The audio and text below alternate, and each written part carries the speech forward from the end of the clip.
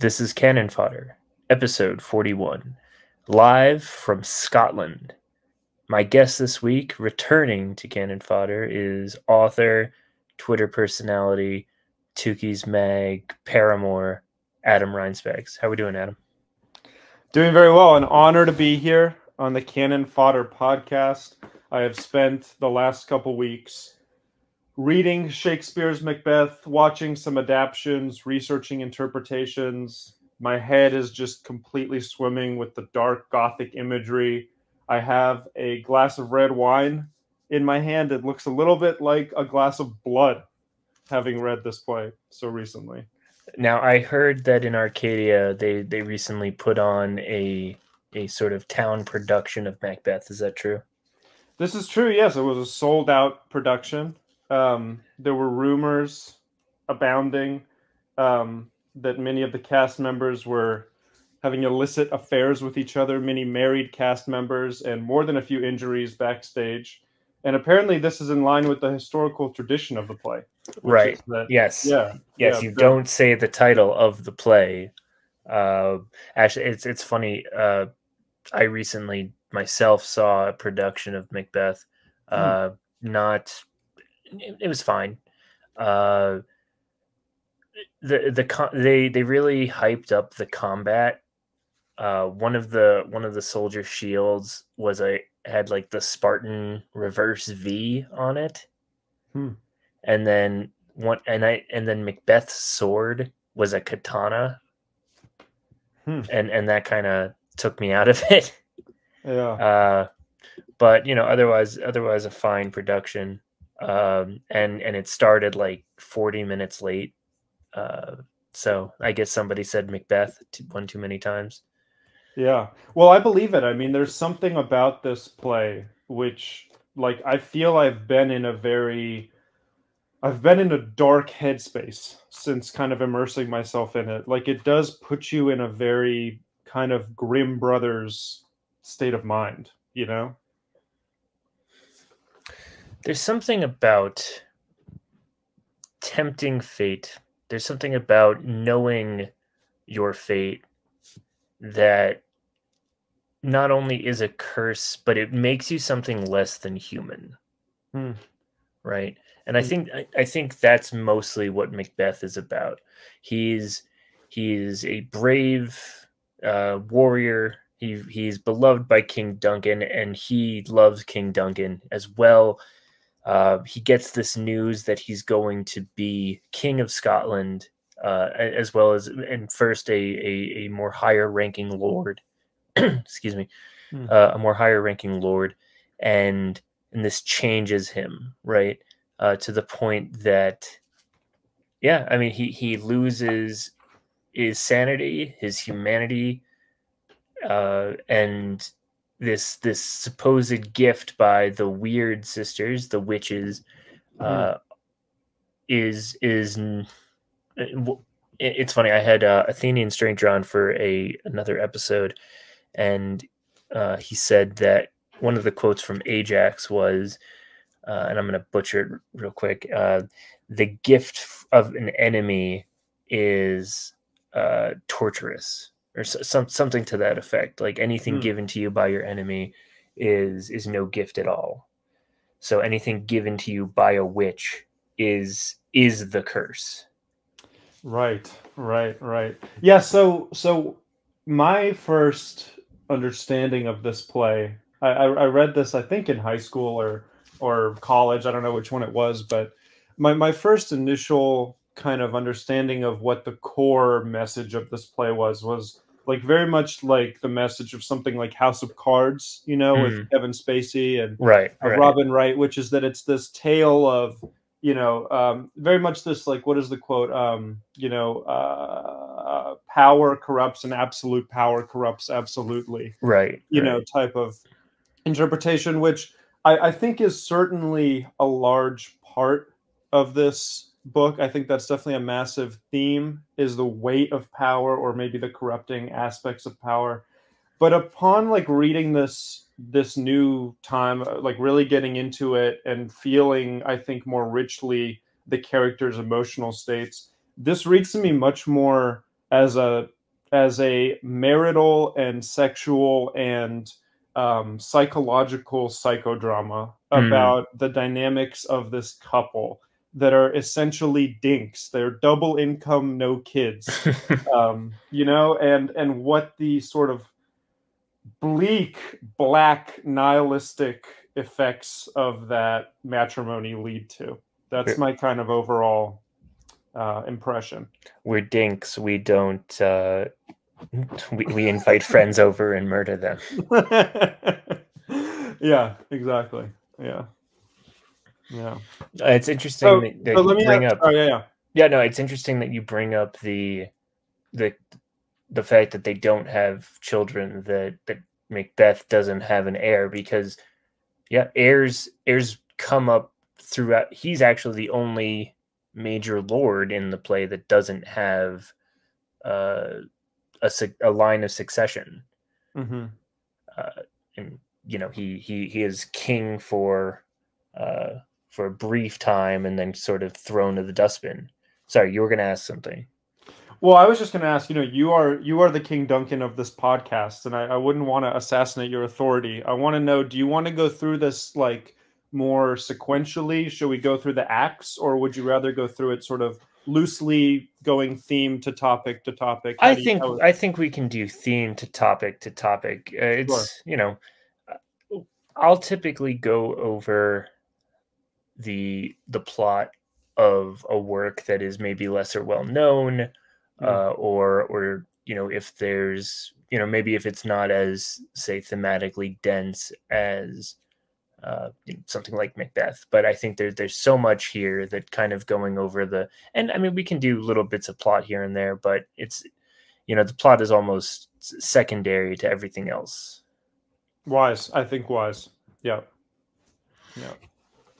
So right, so Macbeth, and you know, I'm gonna go over the plot just to sort of set it up. Macbeth, you know, he's back from battle with his friend Banquo. He meets the weird sisters who tell him he's gonna be a higher ranking lord. He's gonna, you know, get more lands and titles, and then he's also gonna be a king, and that Banquo's descendants will be kings as well. Mm-hmm. Uh, this, of course, sets up the two the two major uh, decisions that Macbeth later makes. One is murdering King Duncan in the night, which he is reluctant to do. He's almost forced into it by his wife, Lady Macbeth, and then murdering Banquo and his son later. He's unable to murder the son, and he's haunted by Banquo for the rest of the play.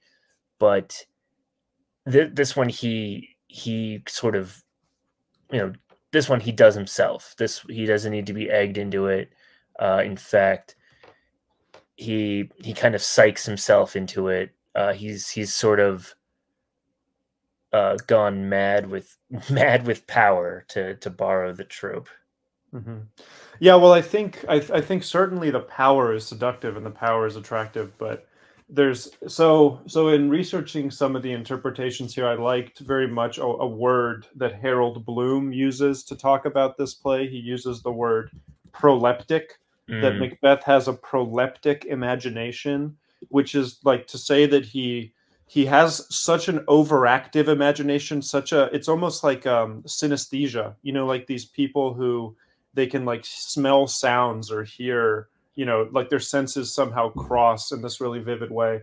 His imagination is so active that when he thinks of a possibility, when he's presented with a fantasy, it's so real, it's almost like it's already happened to him. It's mm. almost like the distance between time of accepting your fate and, you know, already having lived it is reversed. So what I noticed initially, like in the beginning with the Weird Sisters, you know, is that this play was very quickly, like we're right away after Macbeth, like essentially the scene is Macbeth gets the prophecy that he is going to be king. He is then Thane of Cawdor in the next scene. And then within one or two scenes after that, he's already murdered Duncan. It's extremely quick, you know, how like this plot advances. And I think that's a theme throughout the whole thing, that Macbeth has this almost too vivid imagination, and that is really maybe his tragic flaw, you know, and that he He's can't. too sensitive. He's too sensitive of a young man, and this I think is encapsulated by this passage, you know, early when he's ruminating on, you know, killing Duncan. He doesn't. This is still when he's relatively good, and he thinks present fears are less than horrible imaginings. My thought, whose murder yet is but fantastical, shakes so my single state of man that function is smothered in surmise, and nothing is but what is not. And I think this is a very, very powerful line, that nothing is but what is not. It's that the fantasy is so powerful, real life no longer exists. It's like for any of us, when we imagine I'm imagining a career I'm about to embark on, or someone I'd like to date, or a place I want to move, or whatever it is, like our fantasies about our future and what we think we will be can become so real that what actually is not anymore. So it's interesting how MacBeth, he tries to take fate into his own hands. He tries to take what has been predicted to occur and make it something that that is because of his actions, right?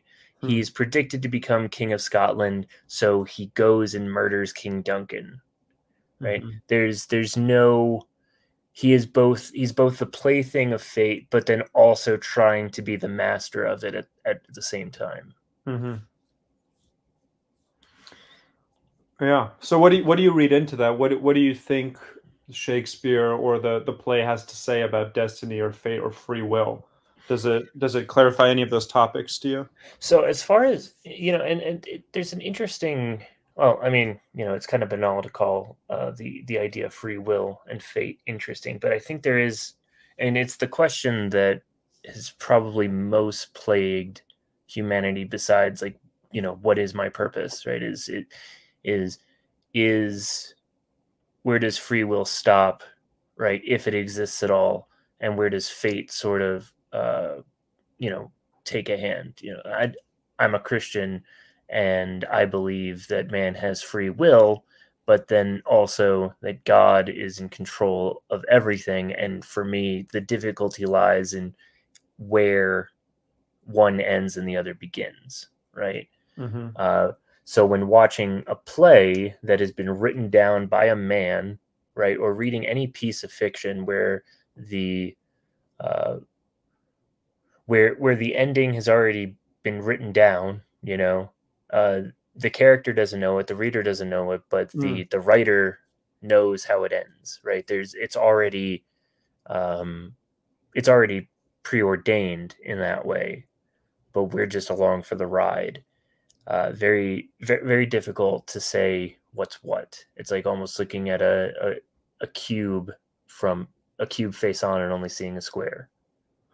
Yeah, no, I agree. I agree very much. And I think Macbeth in this play, it almost feels to me, the feeling of it with him is almost that because of his overactive imagination, like he is sort of receptive to these dark spiritual energies. Like he is almost a channel that they can flow through, because the whole play has these apocalyptic, like after he kills Duncan, really this play essentially takes place in like one of Dante's layers of hell. It takes place in Scotland, but really it takes place in this like crazy hell world where horses are eating each other, you know, and a Jew's ear is being thrown in a potion. And like Macbeth seems like because his imagination is so active, that his fate can be sealed with something like these fantasies that the Weird Sisters pronounce. Like he is like a susceptible victim to their kind of fantasies, because they'll become so real and they can kind of flow through him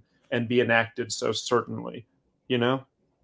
Right. And then so you take his overactive imagination and you take Lady Macbeth's sort of her lust for advancement, right, without true understanding of what that means. She's so naive as to what what action, like what she's forcing her husband to do, right, or asking her husband to do, depending on how pedantic or how feministy you want to get about it, right? That once the deed is done, and once she has to kind of live with that, she literally cannot. Not only is her sleep completely disturbed, but she ends up, going mad and having to and committing suicide. It's there's something about the fact that everyone calls Macbeth a tyrant too, right? He is a tyrant. He is a usurper, and I don't know. Is Shakespeare? What's your opinion on that? Is Shakespeare kind of doing away with the idea of monarchy altogether, do you think, or do you think that he's talking specifically about men in positions that they should not have? Yeah, that's a really interesting question, because I think part of what made me think of this play less as a critique of the corrupting influence of power this time around is that the example set immediately in the play is of Duncan, who is ostensibly a very virtuous and kind ruler, who still gets a knife in his neck. So like I think part of what we're supposed to internalize here is not that, not this message about how anyone who takes power, will turn evil. Like this almost sort of liberal message, of like the corrupting power of, power, right? Whereas Duncan like seems to be a good guy. He seems to be a person acting with virtue throughout the beginning of the play and running the kingdom pretty well, and still receives, Macbeth's blade. So I don't think Shakespeare is saying here like any centralized authority is wrong, or centralized authority breeds evil, or centralized authority, like necessarily corrupts. I really don't think that's the message. And that to me is a very moralizing message. I have here also Nietzsche's kind of thoughts on this play. I can read them at some point. Yeah, please go ahead. Sure, maybe let's go into that, because I don't totally actually agree with what Nietzsche says about this, but I'll read you these two paragraphs and tell me what you think about this. So this is from Daybreak, Nietzsche's work Daybreak. This is the 240th aphorism, and he speaks here about the morality of the stage, right? So here's what he says. He says, "The man who imagines that the effect of Shakespeare's plays is a moral one, and that the sight of Macbeth irresistibly induces us to shun the evil of ambition, is mistaken. And he is mistaken once more if he believes that Shakespeare himself thought so. He who is truly obsessed by an ardent ambition, excuse me, takes delight in beholding the picture of himself. And when the hero is driven to destruction by his passion, this is the most pungent spice in the hot drink of this delight. Did the poet feel this in another way? How royally and with how little of the knave in him does his ambitious hero run his course from the moment of his great crime. It is only in this moment that he becomes daemonically attractive, and that he encourages similar natures to imitate him. There is something daemonical here, something which is in revolt against advantage and life, in favor of a thought and an impulse. Do you think that Tristan and Isolde, in their warnings against adultery, merely because adultery has resulted in the death of both of them? This would be turning poets upside down. These poets, who especially Shakespeare, are in love with the passions in themselves, and not less so with the readiness for death which they give rise to. This mood in which the heart no more clings to life than a drop of water to the glass. That's like essential Nietzsche right there. It is not the guilt and the pernicious consequences which interest these poets, Shakespeare as little as Sophocles. However easy it might have been in the cases just mentioned to make the guilt the lever of the play, it was carefully avoided in these poets. In the same way, the tragic poet, by his images of life, does not wish to set against life. On the contrary, he exclaims, "It is the charm of charms, this exciting changing the dangerous existence of ours, so often gloomy, so often bathed in sun. Life is an adventure. Whichever side you take in life, it will always retain this character." Thus speaks the poet of a restless and vigorous age, an age in which, almost intoxicated and stupefied by its superabundance of blood and energy, in an age more evil than our own, and this is why it is necessary for us to adapt and accommodate ourselves first to the purpose of a Shakespearean play, that is, by misunderstanding it. T.R. Hudson, what do you think of this? Well, it's interesting that he brings up Sophocles, right? Because, of course, Sophocles is one of the great Greek tragedians, probably most famous of his work, the Theban cycle of Oedipus, right? And actually, Oedipus Rex has, you know, sort of similar themes, although Oedipus is probably a more sympathetic character. He doesn't know that he murders his own father and marries his own mother, but it doesn't matter because the gods punish him and punish Thebes regardless of him knowing his crime or not, right?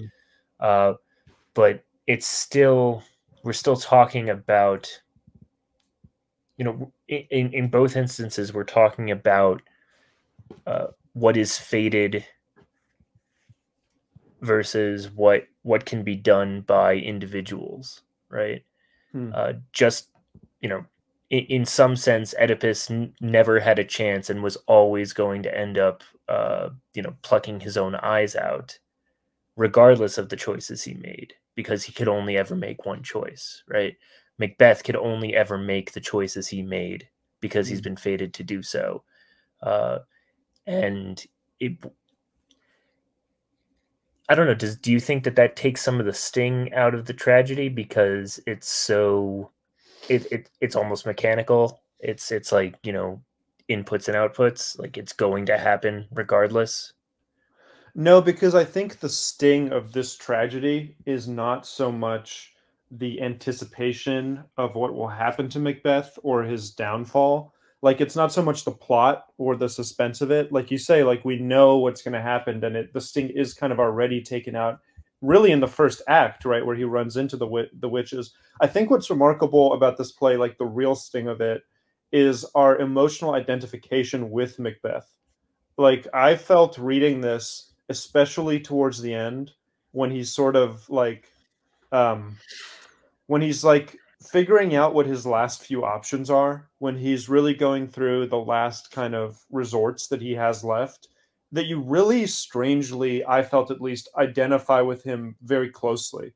And you really feel his desperation, and you really feel his, like, he's clinging to these prophecies, you know, and there's something very, I think, relatable in that. Like, what are the prophecies? Like, these ideas of the woods coming to Dunesdane and the childless son, like these kind of ridiculous prophecies. Like, what those are to me is all of our little charms that we hold dear, like, that make us feel better when we go to sleep at night. You know, like, there's you relate to his clinging to those, and as they one by one start to become toppled, I think there's a really close sense of emotional closeness to Macbeth that is, like, very challenging, you know? Right. And it's, you know, just to kind of, well, 2 points, right? It's clear that the witches are up to no good, right? Because at first they are very straightforward with what's going to happen. They call him Thane of anyway, they call him a greater rank, then they call him king. They outright say that Banquo's sons are going to be kings, right? And then later in Act 4, when he you know, commands them to prophesize again for him, that's when they choose more flowery language. You know, that's when he's told that no one born of woman will murder him, right? Or the woods are going to walk towards the castle. You know, all these very, very abstract concepts instead of being straightforward. And my second point with that would be, because you brought up his active imagination. Do you think that the witches, well, see, because Banquo sees the witches too, you know, I'm thinking like, you know, is this all him making shit up in his mind?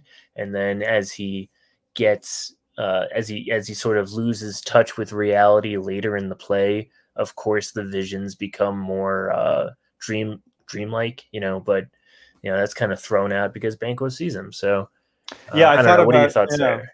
That's a good point. I thought about that as well because I think without that initial scene, like you say, the temptation would be too easy to say, well, this is all in his head, right? Or this is all like a dream or something. But that's why I feel it's more like Banquo sees these weird sisters, right? Which plausibly could just be, again, like this play kind of takes place in a weird non-Christian pagan hellish world. You know, it doesn't really take place in a realistic world. And it could be that there are these strange apparitions kind of lurking. But Banquo sees the witches and he says, like, you know, don't worry about that. He tells Macbeth, you know, even if you did become Thane of Cawdor just now, he has a line that's like, you know, they might have said something a little true to you to convince you, but that's only to kind of lure you into their greater prophecy, like ignore it. Whereas Macbeth, that's why I feel he's sort of, like you talk about fate, he's sort of susceptible. He's like, he can be channeled by these negative energies. Like he is open spiritually to these negative energies in a way that seals his fate because his imagination so like stickily grapples to them, Mm-hmm. you know, yeah. And it's almost like, have you ever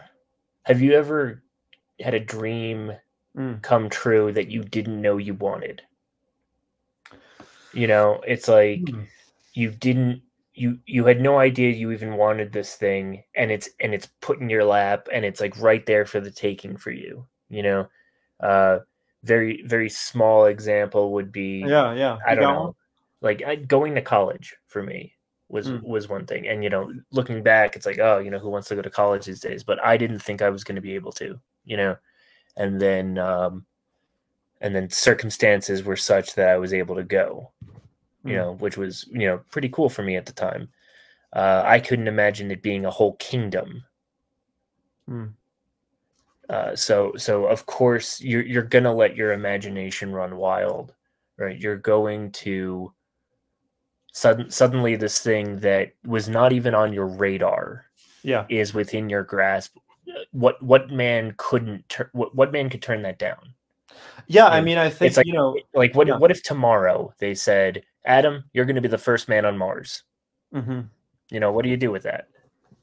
Well, or more relatably, you know, for the two of us, like we're both, you know, I'd say independent writers at this point. You know, Right. we're not big names. You know, imagine kind of the thrill of receiving the prophecy that like something you've really worked on, you know, some like work you've really honed, a novel or something, was going to reach some kind of, you know, widespread acclaim. You know, the like Right. tempting, like imaginative power of that, and that's what I mean. Like it's not really about the corrupting thing of power. It's about the kind of seduction of imagination, of Mm. visualization, of fantasy. You know, that like Macbeth. That's how he's relatable to us, I feel.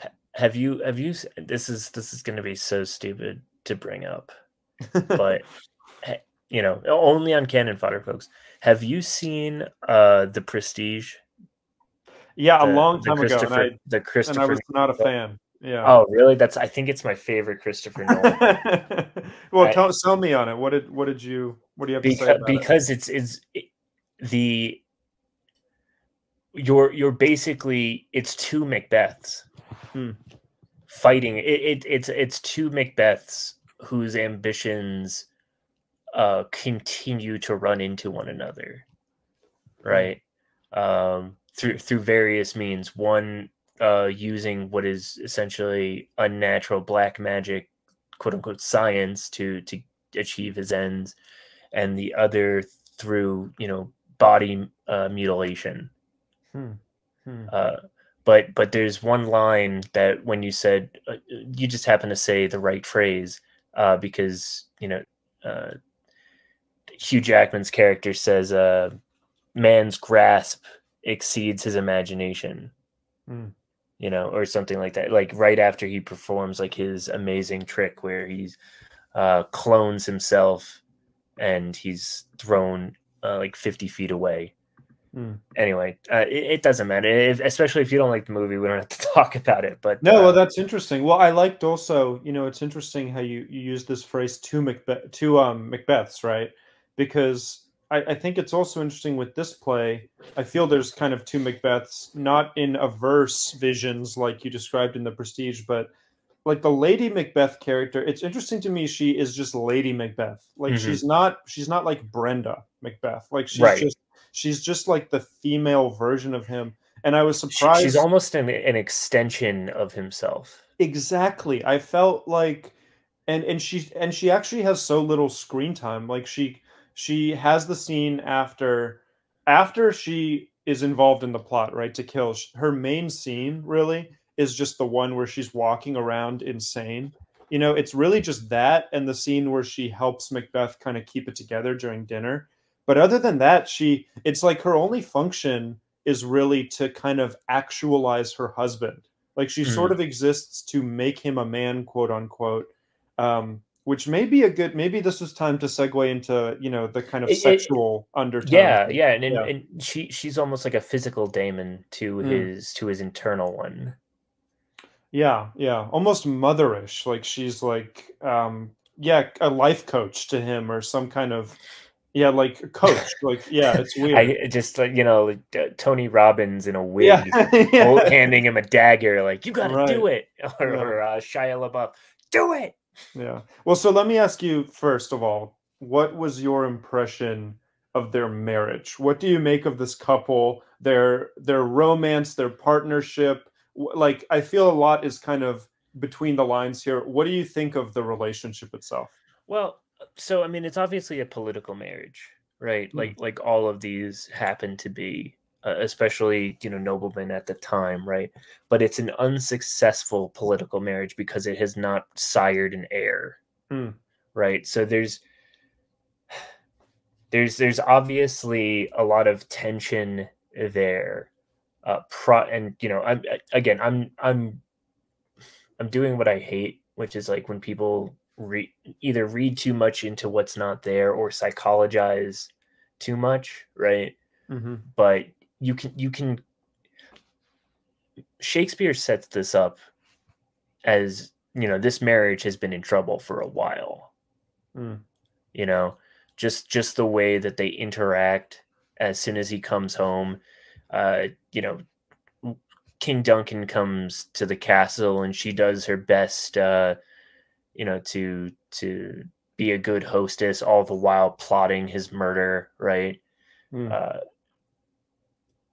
One would think that this is a happier couple would not fall for the witch's scheme, right? would Right, not would not right. fall into a stronger marriage would be able to survive the Weird Sisters.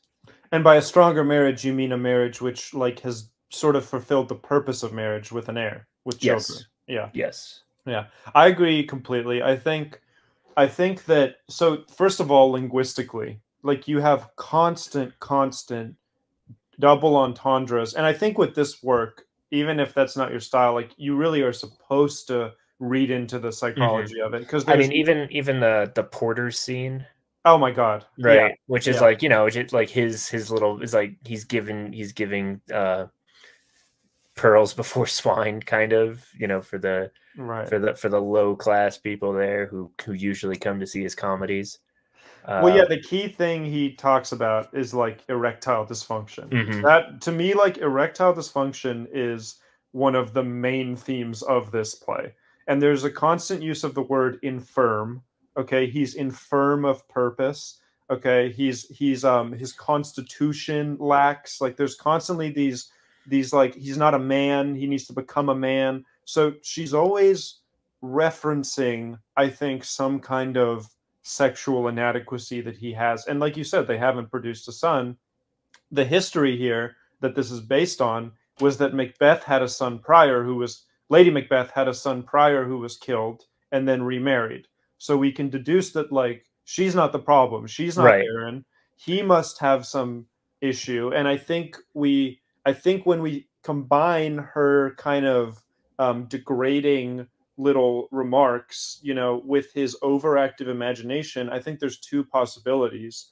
Either that he's like, either that he's just too cerebral and too in his head and imaginative to sort of descend into his more like animalistic nature in the moment when they're going to actually be sexually active, or that he, again, in his like proleptic imagination, maybe the finale comes immediately with the fantasy, right? So like maybe he simply like busts too soon, you know, like he can't sort of last to That's be interesting. part of the issue, I think. He's either too excited or he's not man enough, Yeah, yeah. right? And she always kind of talks about him like, even though he's a soldier, like she questions his nature. He has too much of the milk of human kindness. He lacks like the will to do what needs to be done, to be like the beast he needs to be. Like she's always talking about him like this failed sexual agent, you know. No, that's really interesting, and you're completely right. I was also thinking about the way that Lady Macbeth is usually, well, I mean, there's obviously her one soliloquy about the stain on her glove, Mm. right? The red stain, but there's always talk of blood around her, and that made me think miscarriage. Oh, interesting. Yeah. Like, so these are both two wholly unfulfilled people, right? Who, for whatever reason, right? Either he can't get it up, right, or she, their ingredients aren't working, Right, right. right? And this is why, like, to zoom in on the murder, if I can, like, I want to reference a few things about the murder. Go I, ahead. I think the key thing here is that because, like you said, they can't produce an heir and their marriage is unsuccessful, and there's these hints of sexual dysfunction, there's like a very dark connection here, I think, made specifically around Duncan's murder between sex and violence, Mm, and the way. So first of all, Duncan arrives, right? He arrives at the castle, and there's this moment where he's talking about like the birds, and Banquo says, "Oh well, the thing about the birds here is they most breed and haunt when the air is delicate." So he says this line that's like the beginning of this scene where the murder takes place. He's like, the air around here is the same air that makes them both haunt and also breed. So already a dark connection is made between sex and murder there. And then um, the thing is that when Macbeth, so he falters, he's like, I'm not going to do it. Like, let's chill. You know, he just promoted me. Let's enjoy the clout that we just got out of that. Let's not move forward. And then Lady Macbeth accosts him, thou art afeard to be the same in thine own act and valor as thou art in desire. Like, she's like, can you not act on your desires? Are you not a man, And there's a few weird lines. Like one weird line is he says to her, you're like, you should only have sons. He says like the way your nature is, you should only give birth to men. right, And right. it's like, yeah, She's not soft enough to raise daughters. She's hardened and embittered, and would raise hard embittered men. right. So already this again, like connection with masculinity and kind of murder, right? And like dark murder and the act of masculinity. And then when he is going, and then another weird line is the reason Lady Macbeth can't kill Duncan, she says, is because he looks too much like her dad. It's Oh it's a yeah. little throwaway line where she says, "I would do it myself, but he looks too much like my father." And I felt in that moment there's an insinuation like part of the duty of a husband is to unseat the father's role in a girl's Hmm. life, right? To like Right. become her kind of leader, right? To take like the whatever quote unquote daddy role, right? And that Macbeth has not been able to do that. And in her goading him into killing Duncan, she's like wishing her husband could unseat the father figure that he's never been able to unseat. Like he's never been able to really be her leader, like her man, in that way. Right. Oh, Um, that's great. That's good stuff right there. and then the last one that I think is the darkest, is he references Tarquin's ravishing designs. Macbeth does right before he's about to kill Duncan, Mm, which is referencing a rape. It's referencing Tarquin's rape of Lucretia. And the thing about this is that, like, he's saying that what he's about to do to Duncan is equivalent to a rape. It's a sexual almost act. Right. And this is like repeated again when after the murder plot happens, he talks about this. He says, "Here lay Duncan, his silver skin laced with golden blood, and his gashes stabbed looked like the breach in nature for ruin's wasteful entrance." A very kind of dark, rapey, sexual, description of what Duncan looked like having been killed. And we don't see it. We don't see the murder of No, Duncan. we don't. Yeah, we see him. We see him go into the chamber, and then he's at least in the depictions that I've seen, he usually comes out and he's just covered in blood. And it's also interesting because he keeps the dagger, right? He keeps the evidence with him as if it, his own sword in his hand, kind of. To go back to your psychosexual sort of analysis there. And it's actually Lady Macbeth who has to go and put it back. Yeah, so it's like, again, she's constantly disappointed in his like inability to finish, right? To like conclude an act. Like he can do it, but he can't like finish what he started, And it's so weird too, because he is otherwise a brave and noble warrior. That he's almost happier out on campaign than to be home. Yeah, what do you make of that contradiction? Because like the first monologue Lady Macbeth has about him, she's all afraid, like, I don't think Macbeth can do this because, again, the milk of human kindness runs too strongly in him or whatever. But he's a soldier. He just like beheaded a guy and stuck his head on the mast, we find in the first scene. So like, how do you think about Macbeth's violence? Like, why would she be afraid of his inability here if he's such a great warrior? Because it's, I mean, we're talking about like, male versus female violence, right? It's, the only thing that he could have, like, that Shakespeare could have done to make this more explicit is like, if he poisoned Duncan or something, which is the woman's weapon, right? But a dagger in the heart in the middle of the night is skullduggery. It's dishonorable, shameful. It's not like Macbeth rose up an army like MacDonald at the, or not MacDonald. He's just one of the traitors. But oh geez, I don't even remember. I always get Macduff and Malcolm confused. One of those two. Yeah. Anyway, but it's neither of those guys either. But whoever was rebelling at the beginning of the play, right? They raise up an army. They ally themselves with Norway, and they go and fight Duncan and his men, right? No, this is a man whom Duncan loves, he's staying in his house and has just treated him to a great meal. Duncan has showered his wife with praise and gifts, and it just gave him like all kinds of lands and titles, and he goes and murders the guy. Definitely, it's almost, he's not man enough because he doesn't do these things. He's not man enough to stop himself.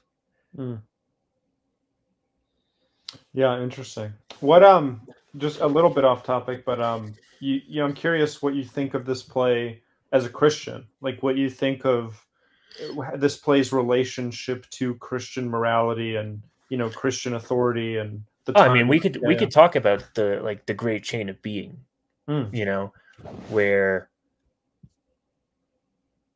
because Macbeth is unworthy, right? Because his actions aren't sanctioned by God, and what he commits evil acts, he's wiped from the face of the earth, Whereas Banquo, he does not act on the witch's prognostications. He does not tempt fate, quote unquote, in that way. He lives his life. He tries to be a loyal friend. He tries to be a good, dutiful lord. Yeah. He's murdered for it, but his rewards is such that he is the father of many kings. you've got Malcolm, who is the rightful heir to the throne in exile, you know, and actually has to bring a good and judicious king in King James. I think it's King James, right? King of England. In order to bring justice, and that's the thing too, is that towards the end of the play, justice is the cause, right? The tyrant must die because he has unbalanced the scales of justice in the world. He is doing the devil's bidding, sowing chaos. Yeah, exactly. Yeah. And God is, God demands order. Wow, I think that's an excellent point. And I think it's like Macbeth almost is like, like he's this funnel for the devil's designs, right? And unless he is unseated, because he's not man enough. Yeah. Right. Yeah. He's literally, if he were a good Christian man, then the witch's spell would have he would have no time for it. Yeah, here I see it as a fork in the road. Like you can be a man two ways. You can be a good Christian man, and you can live with honor, and you can live for your posterity, your children, as Banquo does, like you mentioned. Or you can be a man in the other sense. You can be a beast, which is what his only option is, given their infertility, right? We talked earlier. It's also it's so strange that you could almost say the catalyst for Macbeth's betrayal of Duncan is the naming of Malcolm as his heir, right? He declares that his eldest son will take the throne. First of all, kind of odd for Duncan to do that, not in his own home, like randomly, but also the fact it's like, does Macbeth go into like a spurgy rage that he is not a father, that he is a failure in that regard, and that because that's also what spurs him on to kill Banquo, is that he's reminded that Banquo's sons are supposed to be kings. Yeah, absolutely. No, absolutely. Tony Montana in Scarface, right? He's yelling at his wife because she hasn't given him any babies. Yeah, I think you're exactly right. I think like maybe even here we take a little break from the book and discuss, because I think this topic, like, not to get political. No, go ahead. But that is what I think it's interesting, because it is sort of a current topic, right? This idea of like Joe Biden, McBiden. Yeah, well, I wasn't even thinking about that. I mean, but yeah, he has usurped the crown, and he's got to fuck up for his son. Yeah. So yeah, wow. Oh, and Baron Trump will come and and he will bring justice and order to America. Wow. Yeah, that's worth a couple moments of reflection. Yeah, our king has been unseated and chaos is reigning through the land. But no, I was thinking more. You could even do Kennedy. Yeah. The literal King John, right, is usurped and murdered by his second in command, who doesn't even run for a second term. He's so unpopular, right? Well, and I can even. But you have much more. So go ahead, please do your thing. No, I was just gonna say, on your Biden analogy, I can even see sort of the three weird sisters as like Obama, Pelosi, and Schumer, like whispering in Kamala's ear, "You shall be king." If she can. You're so brat. Yeah, you shall be the ultimate brat if you can only upseat King Biden. Yeah, but he doesn't know where he is. Yeah, but I think the key sort of current political connection to this novel is the deeper theme of childlessness, which is something that we discuss a lot. There's like this war right now between, the wing of the conservative side, which suggests that, if you want real meaning in life, you should have children, and even proposes that maybe people with children should have like a stronger say in the society that they live in, versus those people who choose to essentially live the single life until their death. And what I think this play really is emotionally, like we talked about in the beginning, is the tragedy of the dinks. It's a tragedy of these two childless people who seek power, not even really because they need power, because what do they even do with the power? Exactly. Like yeah, what do they? It's just something else they can put on their shelf. it's a resume. It's like on their LinkedIn profile, right? Right. It's like Right. it's this thing that they need because it awards some kind of professional managerial status, but not because it actually allows them to settle any grudges or expand the kingdom or Someone whatever. else is going to sit in that castle someday. You And know. that's what torments him, is these imaginations again of Banquo's sons and of Macduff's sons and all these sons and progeny that he will never have. It's a very like black and nihilistic, and this is why I don't agree with Nietzsche. I think there is a moral here. The moral is, if you don't have heirs, you will only have sort of your own dark nihilistic designs available. Oh, especially when you consider like Macbeth orders Macduff's children and wife killed. Specifically, he wants it's not enough that he has to take their castle, their lands, their titles, right? But he wants to wipe out the whole line. Mm-hmm. That's an excellent point. Yeah, and right, like it seems so sort of pointless, other than his own personal gripes with their successful family, the fact that he has heirs. Yeah, that's and good King J.D. Vance who calls out the ugly and the childless.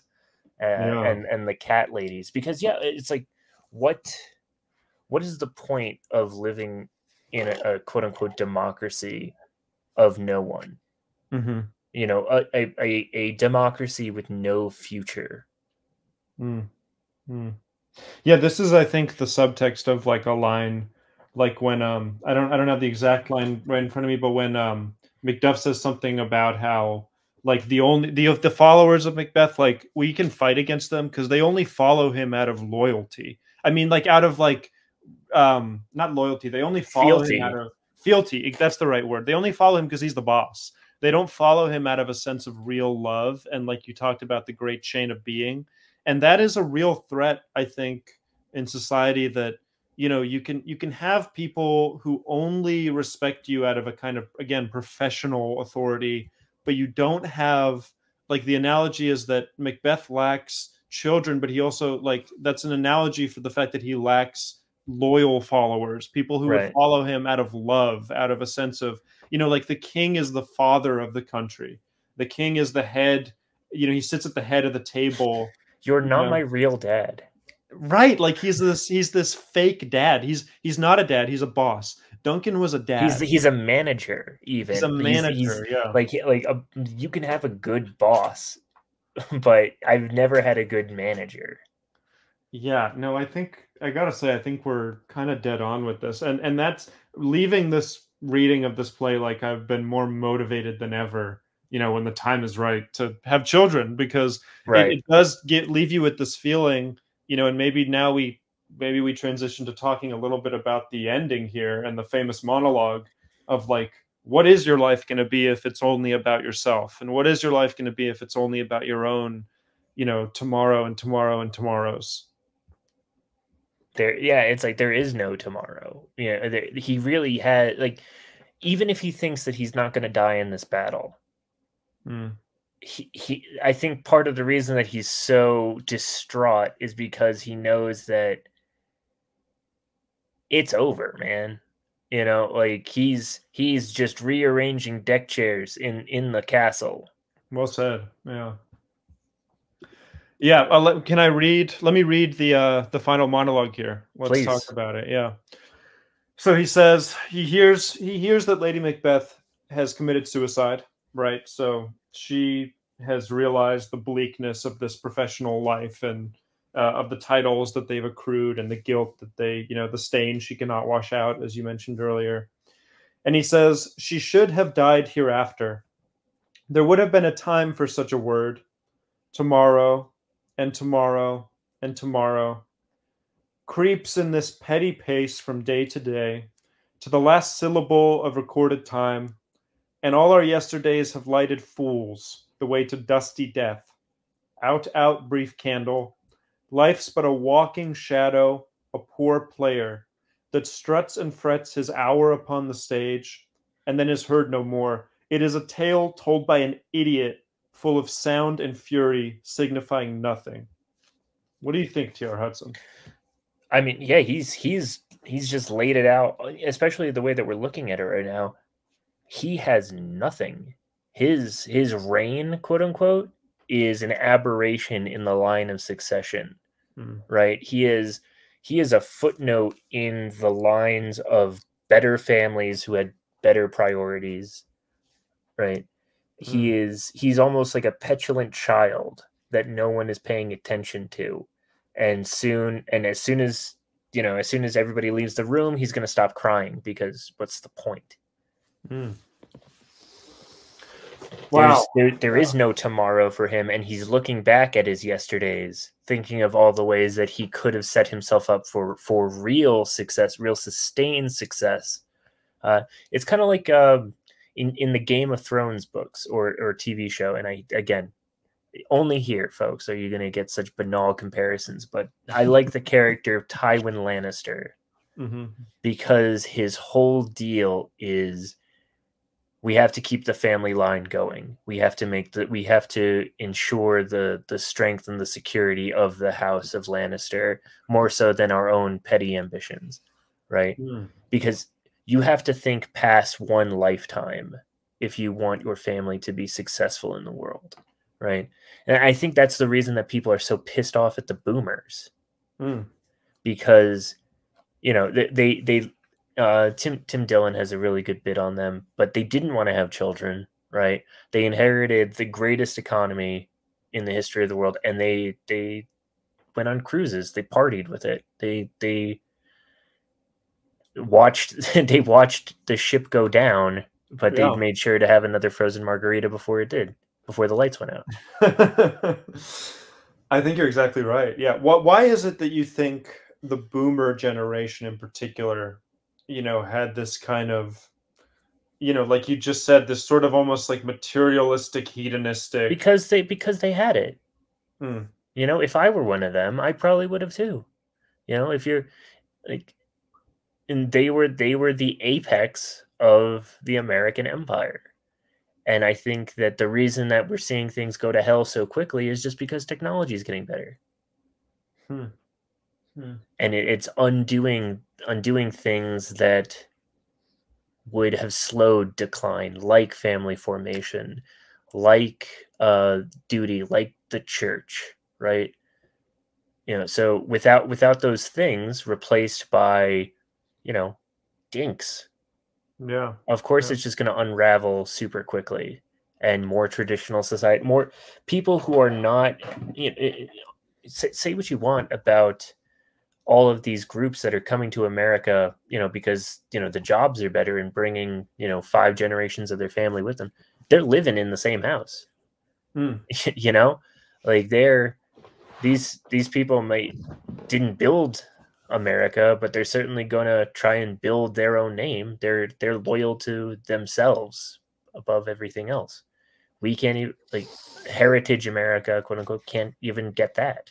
You're loyal to yourself and maybe a spouse, and that's even pretty fungible if you get tired of her. Yeah, because they are really the generation that, maybe I'm wrong about this, but I feel kind of began the trend of like rapidly rising 50-50 style divorce rates, in the country as well. The loyalty really doesn't even extend to the spouse. To go back to tomorrow and tomorrow and tomorrow. Yes, can I interrupt right away? Can I interrupt right away? Yeah, of course, please, because I didn't get your take on it. Yeah, well, let's actually, let's go through these lines. I mean, it's worth maybe even just kind of thinking about each one. Close reading, yeah. Yeah, I mean, in particular, like tomorrow and tomorrow and tomorrow and tomorrow and tomorrow and tomorrow. You know, when you say a word enough Hmm. that it starts to lose its meaning, it It starts to lose, unravels in your mind. it unravels. There's something about that here where the real point of life at this point for Macbeth, like life itself, has unraveled. Life is like a word that you can say over and over again, and it's abstract, and it's like you're king. But you know, like he gets startled, and he has that weird line where um, he's like, "Oh, I was afraid for a second. I had forgotten what fear is like." Mm. You know, like life is not life anymore for him. Life is a word that you say over and over again until it becomes just syllables, right? He says syllables here to the last syllable of recorded time. Yeah, I just my impression of it was like, you know, like you pull at the threads of something, you deracinate something, you say the word over and over again. It's scary to me. Like it's a nihilistic paragraph. I think there's a very black nihilism here And, about yeah. and especially so, he doesn't think that he's going to die that day. He actually thinks he can't die, right? Mm, You could say that he believes he is cursed to live tomorrow and tomorrow and tomorrow, yeah. just forever, you know. But and it is it says creeps in this petty pace from day to day. So it's like he is cursed with tomorrow. He's cursed with almost Groundhog Day. You Mm, know, he's just gonna keep living in the castle, keep being the king over and over and over again. He's never gonna die. No one's ever gonna. There's nothing interesting is gonna happen. He doesn't. There's no point in him doing this, but he's kind of forced. He's cursed to live forever, mm. and but not have a life. Yeah, that's interesting. That's interesting when you consider it with his kind of assumptive invincibility that he feels about himself. Yeah. And I almost read some relief Mm, in his not understanding the prophecy. You know, Macduff, sorry, kind of does his I'm not left-handed, actually. You know, like I'm I was not born of woman. I was C-sectioned out. And mm. you see, and Macbeth kind of has this realization that he's going to die, but there's almost relief and you know, to go back to our sexual metaphor, release there. Mm. Yeah, no, I get the sense like at the end here, the attitude of Macbeth, and it's a parallel, I think, in the beginning to the original Thane of Cawdor. The original Thane of Cawdor, there's a line he describes his death. He's like, he died basically, the best thing he ever did was die. Like he regarded his life so little that the only thing he ever really seemed fit to do was just die. Like Macbeth really does seem sort of nihilistically suicidal at the end here, where he literally doesn't give a fuck what happens to him. He does not care in a deep down sense, you know, what happens to the kingdom, what happens to him, what happens to his reputation, what happens to really anything anymore. Macduff gets his revenge and beheads Hmm. Macbeth, right? So we can understand Macduff's fury, right? His wife and child are murdered. His lands are taken away. Uh, you know, it's obvious that Macduff has a righteous anger, but still he beheads a king. Hmm. You know, maybe a tyrant, but still, like there's something. When I discussed Ajax with Athenian Stranger, right, Yeah. one of the things that we talked about was, what do we owe our enemies after we've defeated them? Hmm. You know, on the one hand, do we bury them with honor because they were once good men, right? Ajax was a terrific, like one of the best Greeks, right? He was second only to Achilles, who was half a god, right? Hmm. In terms of martial prowess, he fought Hector to a standstill, right? But at the same time, he betrayed the Achaeans. He tried to murder them, right? So Agamemnon wants to leave him out you know, to be eaten by buzzards and to not give him any honor in death, right? Whereas in, you know, in Odysseus, he's able to convince them that they should bury him because our friends were once our friends. Even like we want our enemies could one day be our friends, and our friends could one day be our enemies. So we should treat everyone with a baseline honor, right? Because at the end of the day, they're Greeks and not barbarians, right? We have to give them their due. Here, though, Macbeth is not given any sort of due, right? In fact, he's like a dragon, you know. Yeah, the dragon of chaos gets in the castle and he eats all the bucko. No, but seriously, he's like a dragon who has been tormenting the kingdom, right? And the hero Macduff, he cuts off the head and brings order and peace back to the land. You know, the Chaos Dragons. And I'm not going to do Jordan. You know who does a really good Jordan Peterson is the Prudentialist. It's damn hard to be king. It's bloody hard. That's great. That's terrific. But I mean, yeah, you know, before the meth, you know, he was onto something.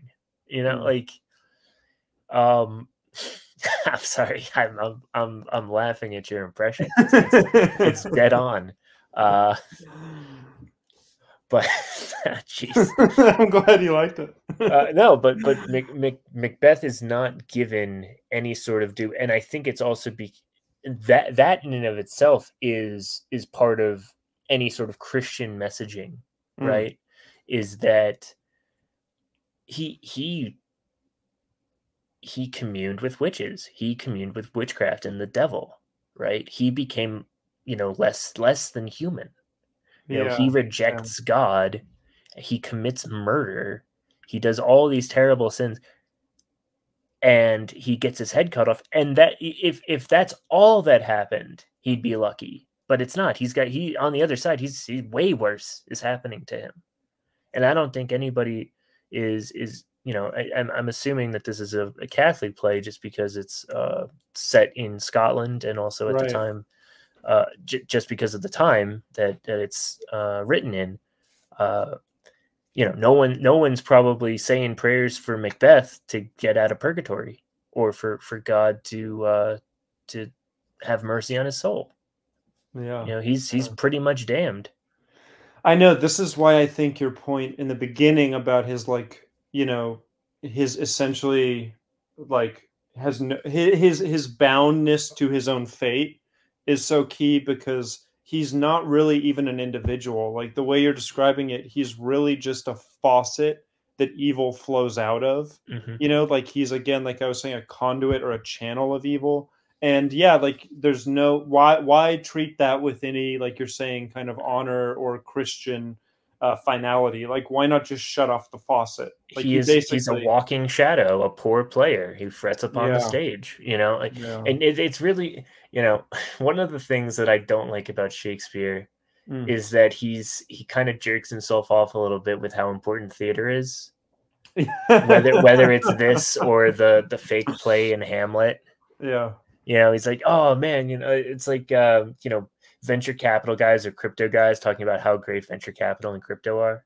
Yeah. It's like, oh man, you know, like we're on the cutting edge here doing plays. Like we're punk rock, you know? Well, and because in the analogy, like God is the playwright. Right. God is, right. Yeah. No, it's like, guys, God is a playwright. You know, I'm like God. Yeah. Yeah. No, I think that's true. I think that's true. But I do find something still, I'm with you totally, but I do find something darkly relatable about that. Like, you know, especially you and I both write under some sort of pseudonym, right? Like in the feeling of, you know, performance or being some kind of a player upon some stage, right? You know, where you sort of, you are putting on some kind of performance, you know, on some kind of ground, essentially. And this like strutting and fretting, that those are the two things you do. That's a very dark perspective, that like your life is made up of strutting and fretting. It's made up of essentially like putting on affectation and being anxious. It's made up of like performance and nervousness. I think that's a very, again, like nihilistically but darkly relatable analogy. So, I mean, I feel like we've gone to the beginning, we've gone to them, but there's so much in the middle that we haven't really touched on. You know, he has his friend Banquo murdered, right?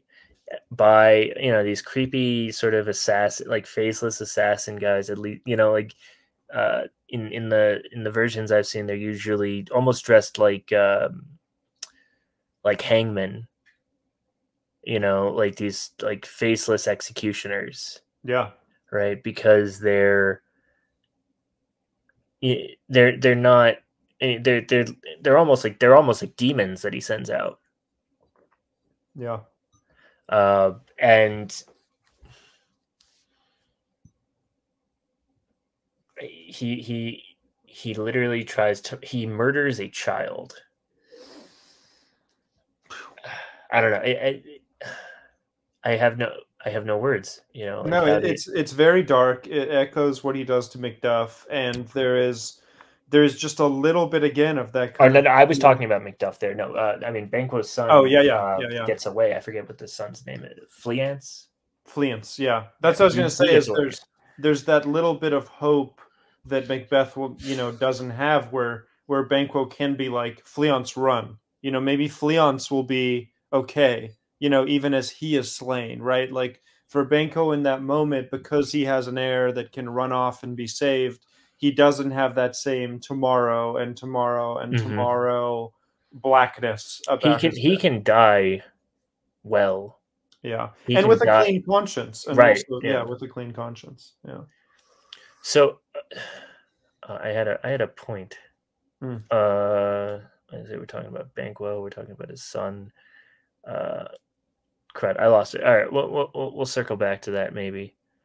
Sure. Well, I would say, I think, you know, one of the things about this book that we will fail to discuss properly, because it's not something that can be quite discussed as much as felt, is the intensity of the kind of demonic imagery throughout the play. You know, like we could read some of the lines, you know, aloud, but essentially the other thing to note about this, I just feel, is that more so than any other Shakespeare play, more so than maybe any, I don't know, work of fiction I've read, this play has such a dark, scary, intimidating, gooey, sticky, revolting imagery to it that I feel is like hard to wash off like that stain. Like you read this play.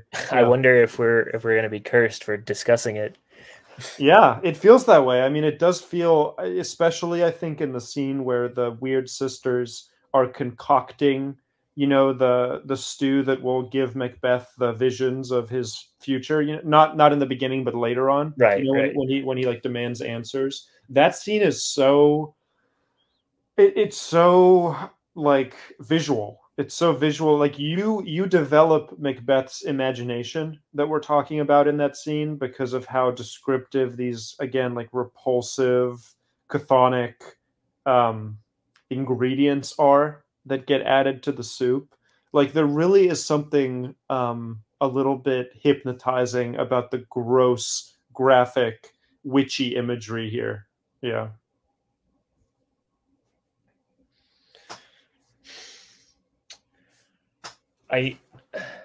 There's also towards the end of Act 1, or no, sorry, this is Act 2.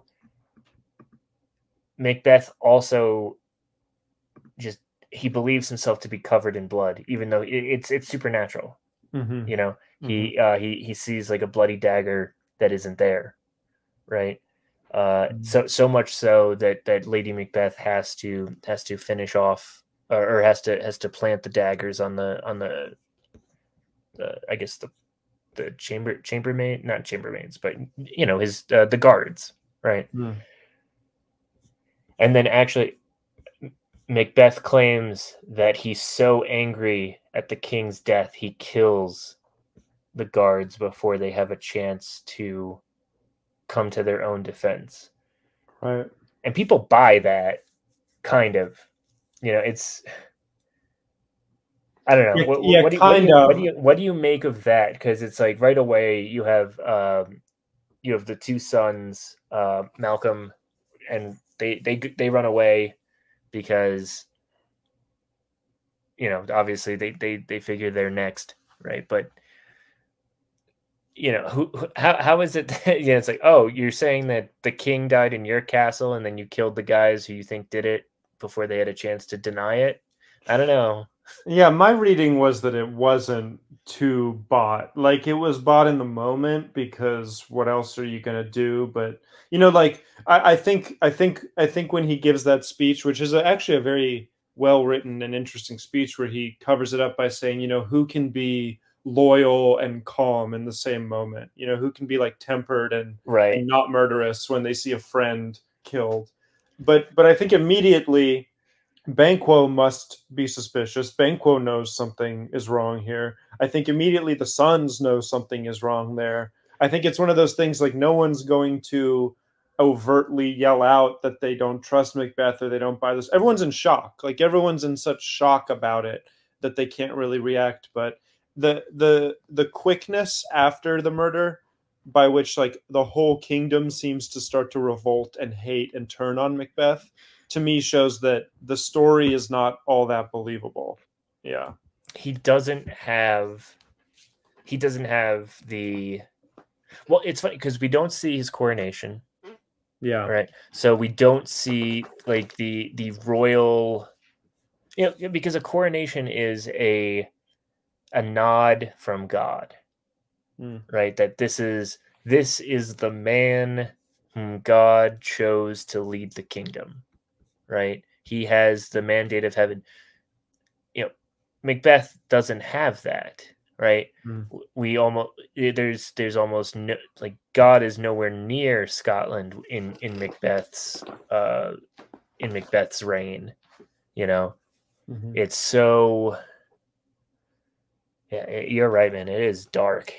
It's dark, and I think ultimately, like, that's why I said it's not Christian. Like, I think the mythology of this play, I don't even feel God in this play. I don't even feel Jesus and God. And to me, this is like takes place in like I said, like one of Dante's layers of hell. Like this whole thing takes place in a weird, dark, pagan, like more almost Eastern kind of world. There's like traces of like Eastern mysticism and curses, and it's not a Western Christian mythology here, cosmology. No, definitely. Like you see God in Hamlet. You see him in Romeo and Juliet. I mean, I think there's a priest character in Romeo and Juliet, if memory serves correctly, right? Even some of his histories, right? You see the hand of God in how events sort of shaped the histories, right? Yeah. But yeah, he's just, this is, it's funny. We're watching we're recording right after the Satanic Olympic opening ceremony, right? I didn't like it personally. I don't know how you felt. But one of the things, you know how I felt. Sorry to interrupt, but the way I felt was like it's not even that there was this annoyingly subversive LGBTQ whatever type of presentation on display. It's not, you know what it is? It's not that I'm mad that was there. I'm mad about what we didn't get. Like it's such a moment, an Olympic ceremony, it's such a moment for global togetherness, for global community, global, encouragement, vitalization, right? You watch these old Olympic ceremonies that just make you feel like a member of this glorious, powerful human race, the divinity of the human body and of the structure of the human body and its naked forms and lighting of a fire and the like strong legs of the original marathon runners that carried the fire across great distances. Like, people get so angry and reactionary, which I understand. It's what saddens me is the lack of something. You know, it's Right. the It's lack just of, so yeah, it's so ugly. yeah, You know, like we're supposed to be celebrating the pinnacle of human achievement in, or at least physical achievement, right? Um, whether some of the sports deserve to be there is, another thing. Um, but yeah, that it can be. For me, it's also like, what's the point of the Olympics when mm, where there aren't supposed to be nations? mm. Like, does America's medal count really matter when we could just easily just import like the best athletes in the world? Yeah, yeah, you see this with kind of soccer too, right? Where there's these like Right. regional Yes. soccer teams, but they have, players that now are essentially interchanged like NBA players, right? Where they're traded and moved and they sign contracts and like, yeah, the nationalism of it is sort of irrelevant. Yeah. Like, but even or the localism where it's like, Yeah. your local soccer club in, England, I guess it's your football club, like these are supposed to be guys from your neighborhood who got together and played a game better than anybody else, and they could, rule the whole island. Mm. But instead it's like, okay, we'll just buy this dude from wherever, and we'll create these super teams because we have a lot of foreign investment in it, and we can do that. Yeah. No, I agree with you completely. But I Uh, think at the minimum, it should be even in some strange uninational future, right, where there are really no nation states to proudly, like present their best athletes. What it should be at minimum is a gracious and reverent presentation of human athletic achievement, of the power of discipline and the power of, the human body against stress and strife and competition. And it just didn't even give me that. It didn't even give me that feeling, of like human achievement right. and greatness. Yeah.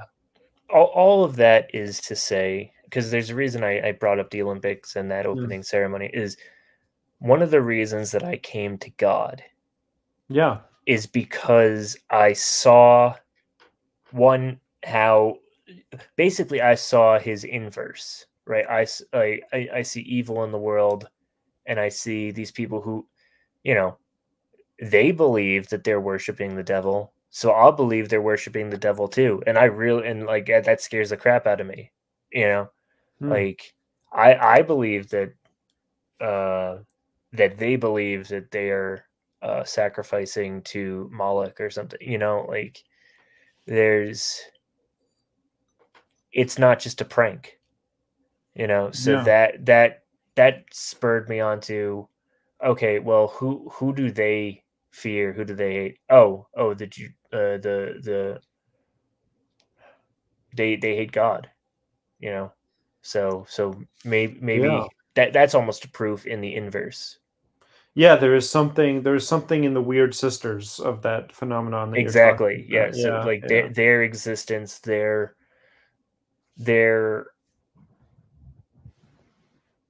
I mean, God, the things that they have to do in order to mimic the power of the Almighty, Hmm. right? They have to do these sacrifices. They have to uh, create these weird potions of various rare and uh, disturbing items, right? In Yeah, and order they to have to curse. They have to curse Mhm. others with strange, yeah, like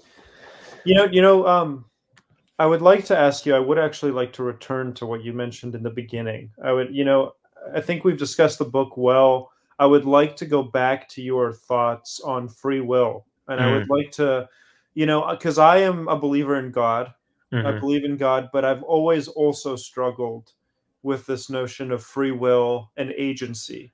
And I think I find myself today, as I have been for a long time, reluctantly maybe, as a determinist. I think I am a determinist, and it's hard for me to overcome the feeling that this almightiness having complete authority over every single atom, every single molecule, where it's positioned, the nature of it, the temperature of it, also having omniscience, you know, and omnipresence, wouldn't basically be able to predict the outcome of everything and therefore decide it. You know what I'm saying? And I mean, I think so. I think he knows, Yeah. right? And I am not. I am very lay, right? So I do not mean to, and this is for the listeners out there as well. I certainly am not an authority on scripture and on what God can and cannot do.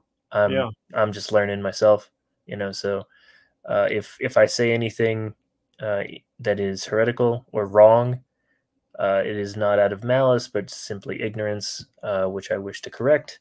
And feel free to do so in the comments, good people.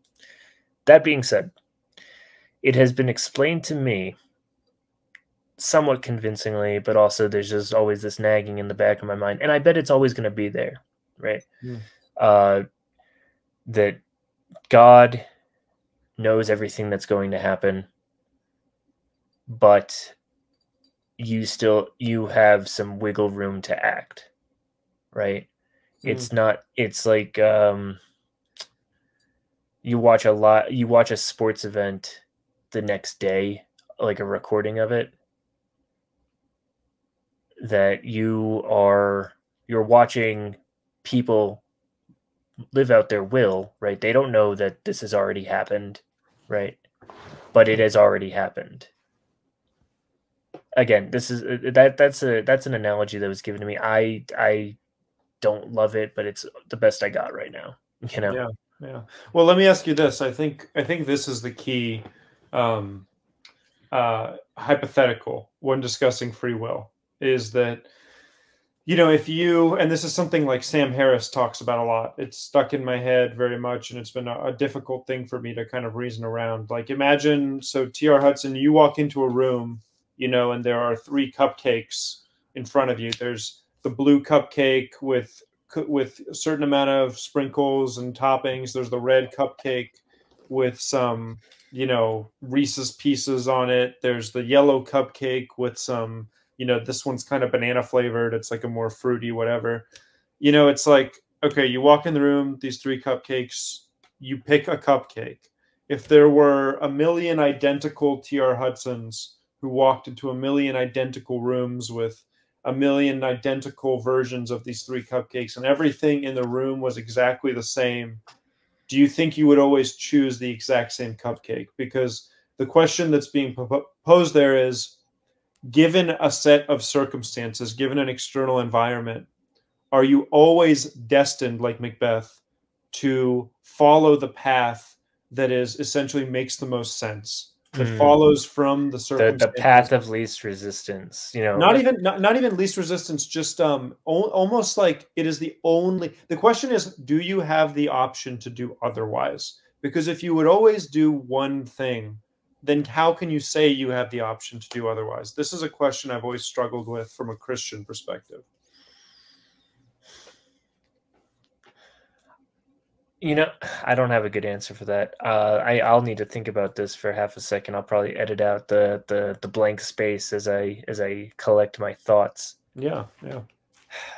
I would say that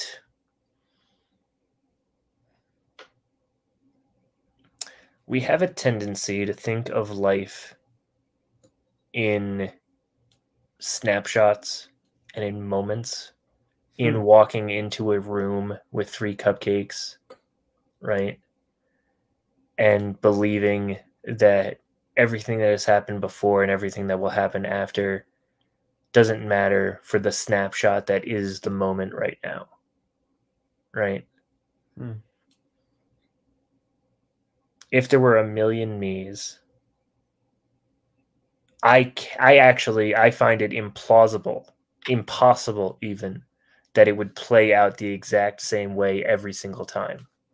You know, that the universe is so static, right? Like, let's say that we are just in this like eternal recursion, right? Let's say that the universe is just this ever expanding, contracting rubber band that as soon as it snaps all the way out to its end, it comes back together and then snaps out again into another big bang. Right? Wow, a beautiful analogy. Yeah. Let's say it's that. I cannot believe there's just too much that goes into there's too much that goes into a single 24-hour day for it to continue to happen over and over and over again the same exact way. You know, But that's almost that's more implausible to me than the idea of free will and determinism. No, I feel And I when agree there's with only you. when there's only one, because I believe there's only one life, right? Every decision you make, therefore, you have the freedom of choice because there's only the one. Adam, you can live your life right now with the mindset of I am making choices, right? I am not held to my nature. You know, that's we are not animals.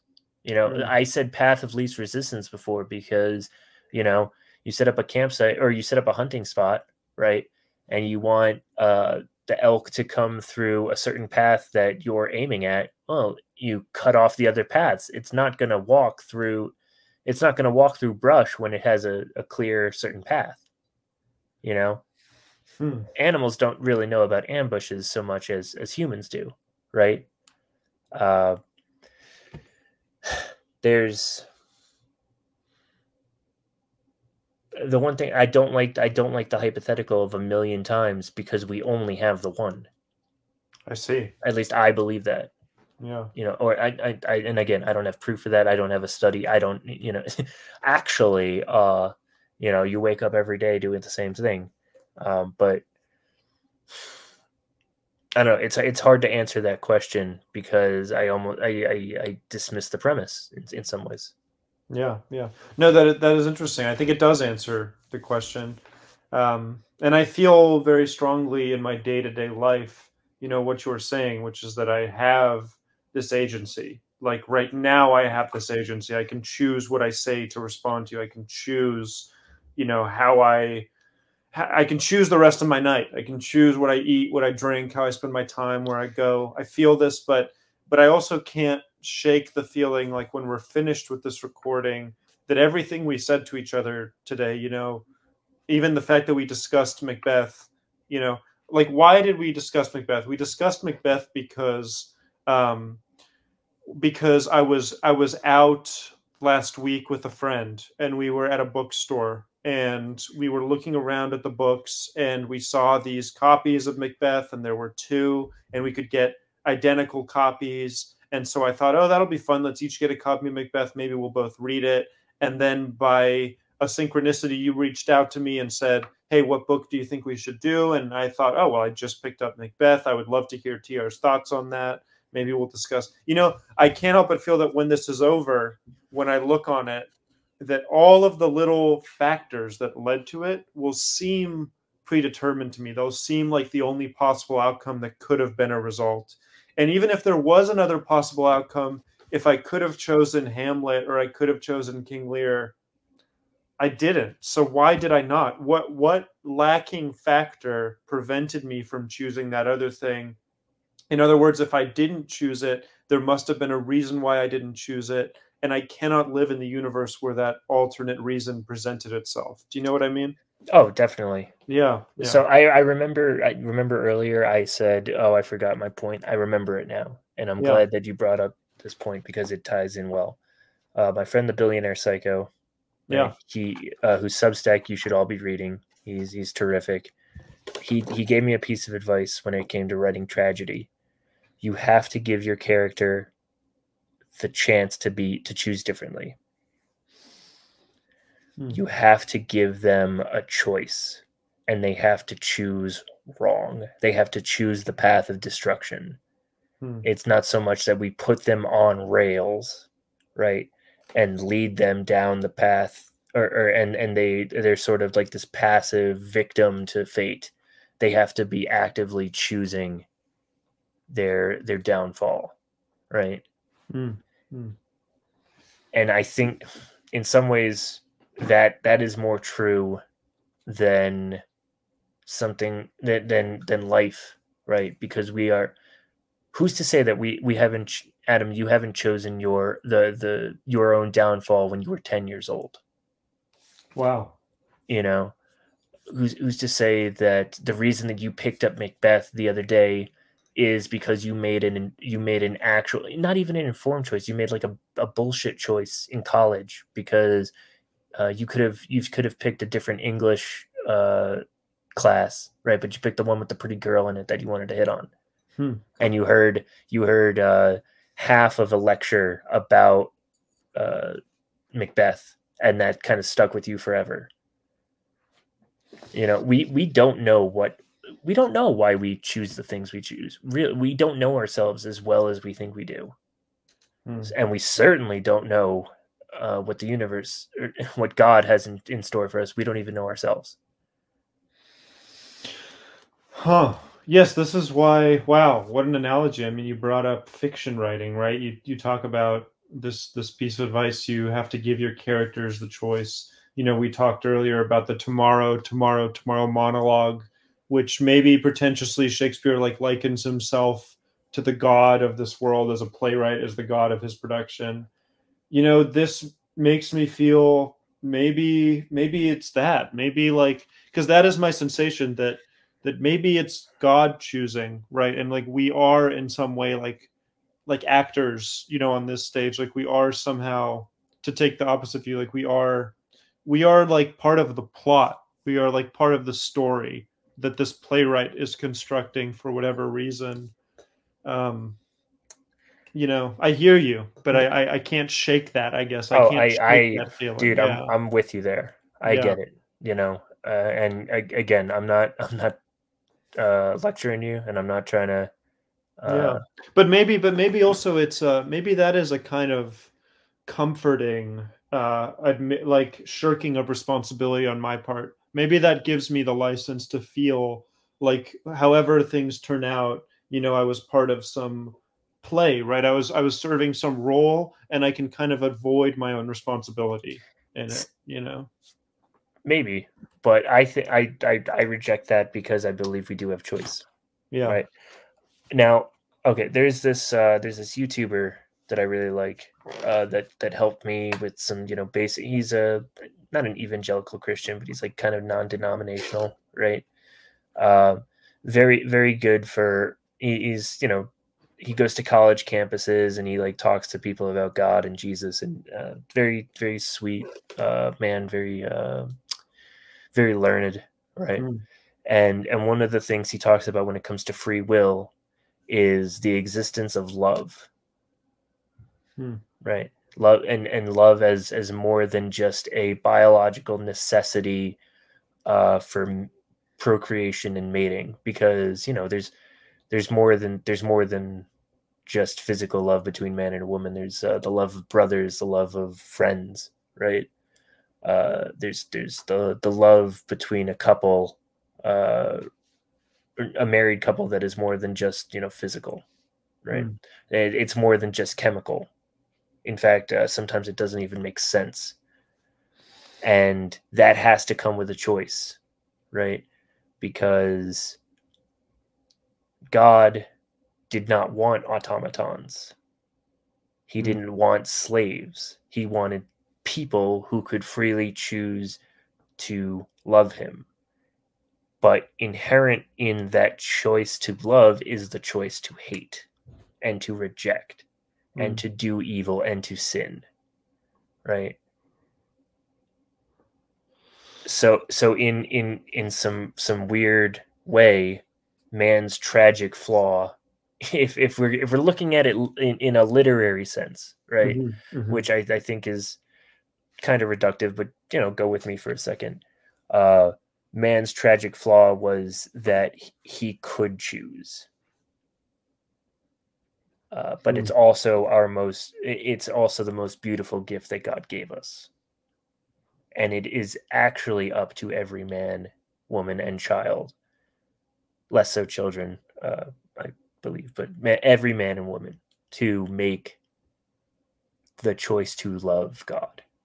Do you think this is the, I've heard some people say this is the essential choice, that the choice is always love or fear, or love or hate. Do you think that the choice, quote unquote, can always be boiled down to maybe one of those two paths or forces? With enough distance, yeah, I think so. Like if when I'm choosing, do I want a turkey sandwich or do I want a ham sandwich? I don't think that's love or fear, but looking out on the real choices that people make, yeah, I'd agree with that. But even that, even something that, sure, there are potentially choices that are so trivial, but maybe in the choice of, do I want Subway or McDonald's, or do I want to make myself, do I want to go to the store and buy some non-GMO, non-seed oil? You know what I mean? In every choice there maybe is the choice of, when you choose love, you maybe regard your own health and longevity and presence over your momentary pleasure, even incrementally, even in a small way, such that you like preserve yourself for your family, or your friends or something like that. Oh, definitely. Yeah. I would. There's also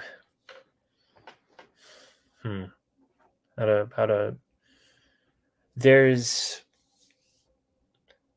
Adam, you could walk into a mall, right? And you could go into a ladies' room and you could do a horrid act to some unsuspecting person.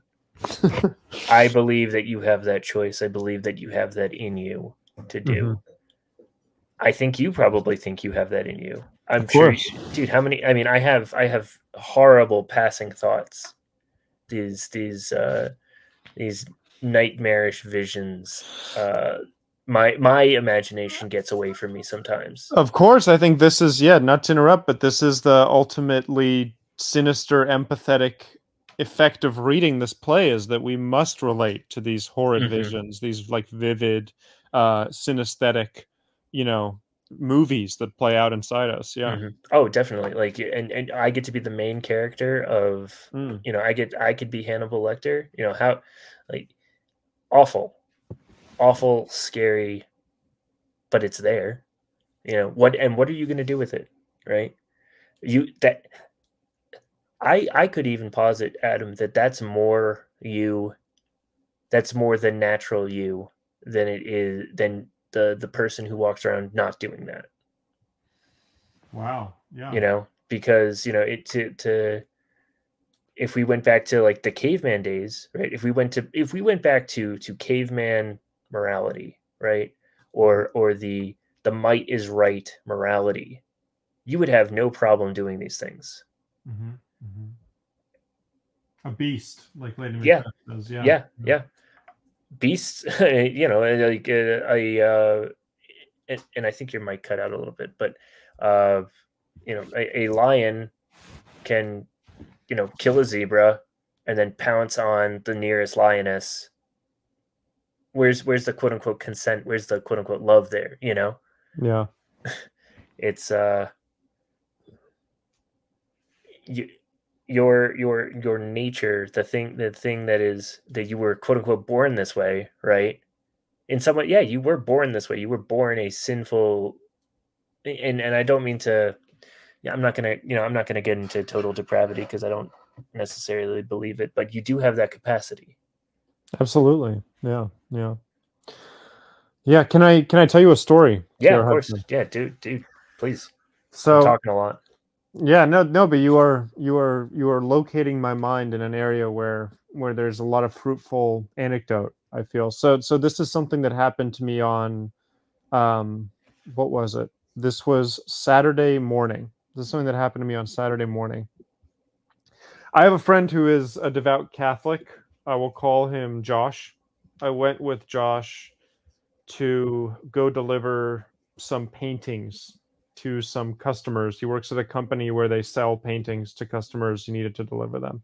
And he has a habit, I know he does this often, I don't see all of it, of like helping homeless people. He will actually pull over his car. He will talk to them. He will get out of his car. He will shake their hand. He will give them money if he has some. Like where a lot of people maybe will give a little bit of money, like he will really begin a dialogue with these people.